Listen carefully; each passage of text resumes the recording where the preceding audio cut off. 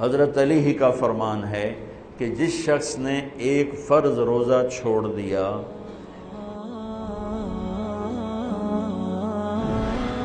رمضان کیوں کہتے ہیں؟ رمضان کا مطلب ہے جل جانا۔ کس چیز کا جل جانا؟ صلاۃ الاوابین حین ترمز الفصال، نیک لوگ ایک نماز پڑھتے ہیں کب؟ جب اونٹ کے پاؤں جلنے لگیں، اونٹ کے پاؤں جب جلنے لگیں، اونٹ کے بچے کے پاؤں جب جلنے لگیں۔ تو رمضان میں جل جانا، اس کا روزے سے کیا تعلق ہے؟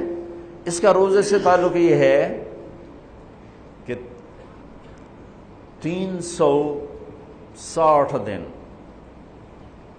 سال میں ہوتے ہیں چاند کے لحاظ سے، 330 دن کے گناہ اللہ رمضان کے روزوں میں ہر روز میرے آپ کے گناہ جلاتا ہے، جلاتا ہے، جلاتا ہے۔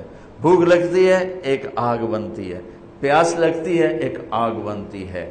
تو ہمارے لکڑی کی آگ میں چیزیں جلتی ہیں، اور ہماری بھوک، روزے کی بھوک کی آگ میں گناہ جلتے ہیں، اور 29ویں روزے اللہ سارے سال کے گناہوں کو جلا کے روزہ والا یا روزے والی کو ایسے پاک کر دیتا ہے جیسے آج ماں کے پیٹ سے نکلا ہو،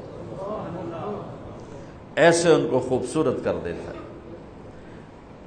حج کا مہینہ آیا، اعمال اسی طرح ہیں جیسے ہوتے ہیں۔ رمضان کا مہینہ آیا تو میرے نبی کا اعلان ہو گیا، ایک فرض 70 فرض کے برابر ہو جاتا ہے تمہارا، نفل فرض کے برابر۔ فرض اور نفل میں فرق کیا ہے؟ حضرت علی ہی کا فرمان ہے کہ جس شخص نے ایک فرض روزہ چھوڑ دیا، پھر قیامت تک اس کی قضا میں نفل روزے رکھتا رہا، تو ایک روزے کا یہ سارے روزے بدلہ نہیں ہو سکتے۔ ایک نماز چھوڑ دی اور پھر اس کی قضا میں قیامت تک نفل پڑھتا رہا، تو فرض نماز کی ایک رکعت کے ایک سجدے کے برابر بھی نہیں ہے۔ فرض میں اتنی طاقت ہے۔ تو اللہ کی رحمت کیسے متوجہ ہوتی ہے کہ رمضان کے مہینے میں اللہ فرماتے ہیں میرے محبوب کی امت ہے، ایک فرض کو 70 کے برابر کر دو، اور پھر فرماتے ہیں نفل کو فرضوں کے برابر کر دو، اور پھر فرماتے ہیں جو رات کو تراویح پڑھے گا، دن میں روزہ رکھے گا، آخری رات اسے ایسے دھو کے پاک کر دوں گا کہ اس کے ذمے گناہ کا ایک ذرہ بھی باقی نہیں بچے گا، سب گناہ اللہ تعالیٰ اس کے معاف فرما دے گا۔ اور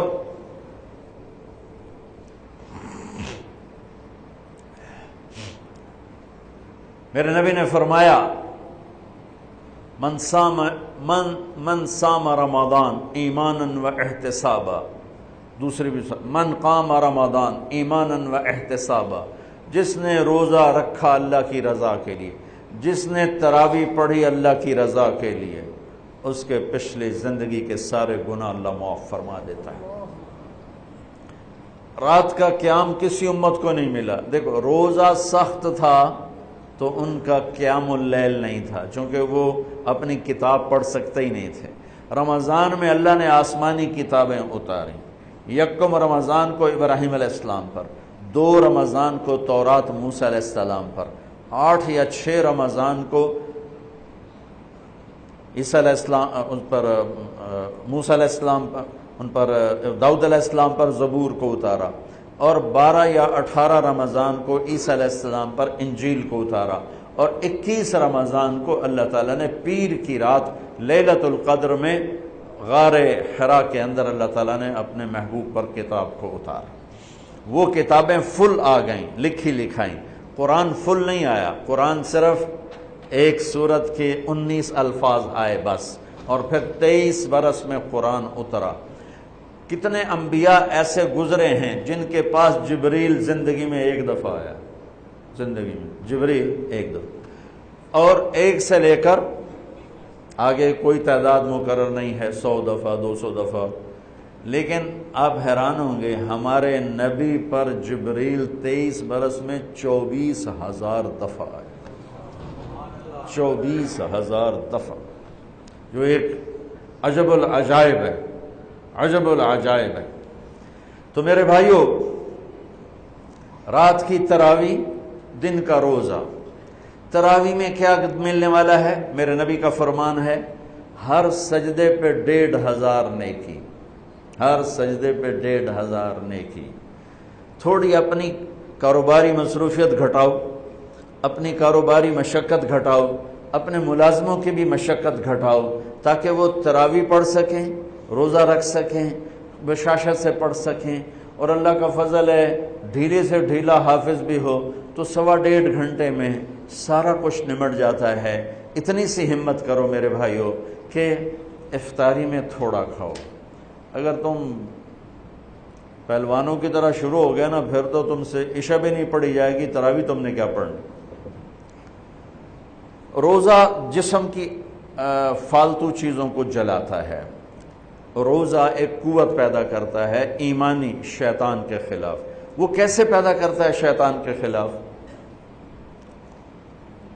اللہ تعالیٰ حلال کو بھی حرام کر دیتا ہے۔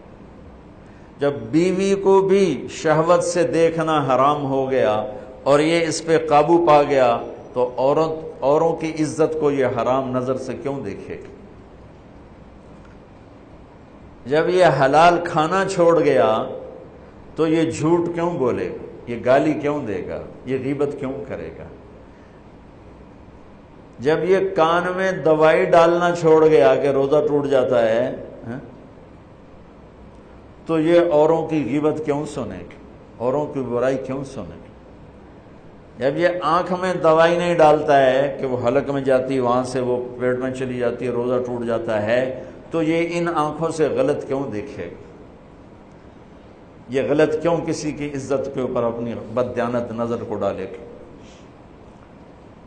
تو جب یہ اندھیرے میں بند کمرے میں ٹھنڈا پانی پڑا ہوا ہے اور ہاتھ نہیں لگاتا ہے اور اللہ کا دھیان اسے یاد ہوتا ہے کہ اللہ دیکھ رہا ہے، نہاتے ہوئے ہونٹ بند کر رہتا ہے کہ کوئی پانی کا قطرہ منہ میں نہ چلا جائے اور میرا روزہ نہ ٹوٹ جائے، خراب نہ ہو جائے، تو یہ جب اللہ کا اتنا دھیان اس کو نصیب ہو جاتا ہے کہ اللہ دیکھ رہا ہے، ورنہ کیا کسی کو کیا خبر کہ میں 2 گلاس پانی پیتا یا میں پیاس سے بول رہا ہوں۔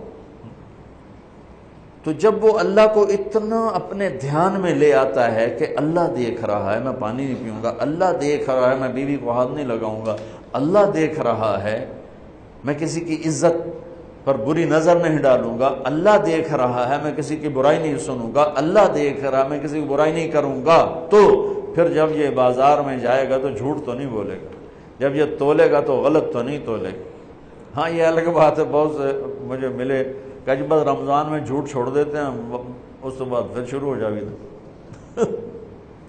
رمضان میں رشوت نہیں لیتا ہوں، اس کے بعد پھر شروع ہو جاتا ہے۔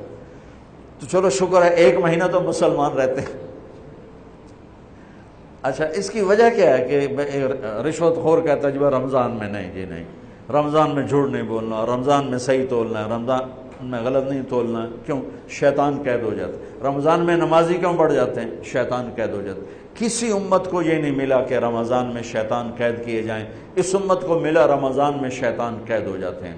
کسی امت کو یہ نہیں ملا کہ رمضان میں جہنم کے دروازے بند ہو جائیں، اس امت کو ملا ہے رمضان میں جہنم کے دروازے بند ہو جاتے ہیں، جنت کے دروازے کھل جاتے ہیں۔ کسی امت کو یہ نہیں ملا کہ ان کے لیے ہر مخلوق دعا کرے، رمضان کے مہینے میں اس امت کو یہ ملا ہے کہ ان کے روزہ رکھنے والوں کے لیے چونٹیاں بھی دعا کرتی، پرندے بھی دعا کرتے ہیں، مچھلیاں بھی دعا کرتی ہیں، ہوائیں دعا کرتی ہیں، ہر شے دعا کرتی ہے روزہ رکھنے والے کی۔ اس امت کو ملا۔ کسی امت کو یہ نہیں ملا کہ آخری رات ان کی سب کی بخشش ہو جائے، اس امت کو ملا ہے کہ رمضان کی آخری رات سب کی بخشش ہو جاتی۔ کسی امت کو یہ نہیں ملا کہ جنت کی حوریں انہیں روزوں میں یاد کریں، اس امت کو ملا ہے کہ اللہ تعالیٰ جنت کو کہتا ہے کہ تو تیار ہو جا، میک اپ کر لے، میرے بندے آ رہے ہیں، دلہن بن جا، سج دھج کے مجھے دکھا دے تاکہ میں اپنے بندوں کو پیش کروں تحفے کے طور پر۔ یہ ہے تمہاری بھوک کا بدلہ، یہ ہے تمہاری پیاس کا بدلہ۔